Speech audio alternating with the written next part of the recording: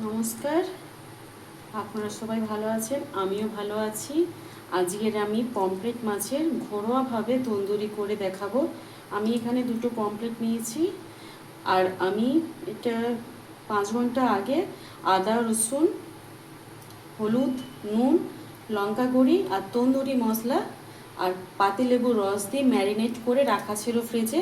এখন বের করেছি, এটা আমি তন্দুরি করে দেখাচ্ছি। আমি এখানে কড়াইটা গরম করতে বসিয়ে দিয়েছি। এতে একটু সাদা তেল দেব। আমি এখানে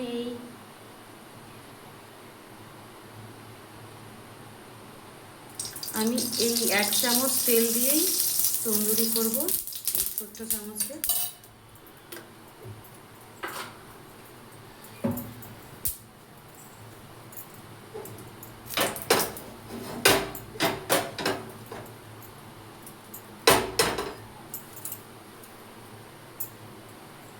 আমার কড়াইটা পেতে গেছে।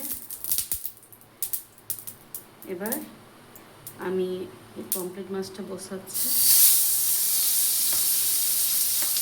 আমি দুটোই একসঙ্গে দিয়ে দেব, যেহেতু আমার বড় কড়াই। দিয়ে এইটা আমি গ্যাস পুরো কমিয়ে দিলাম, আর এই ঢাকনা দিয়ে দিলাম। আমি পুরো 4 মিনিট পর এসছি। এই ঢাকনা খুলে আমি এবার দেখব কতটা কি হলো। দেখুন,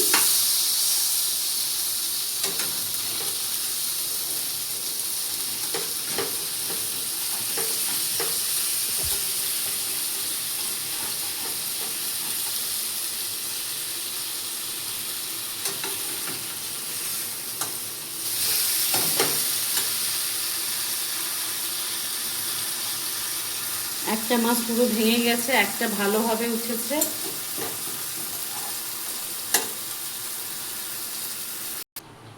আমাদের ঘরোয়াভাবে তন্দুরি রেডি পমফ্রেট মাছের।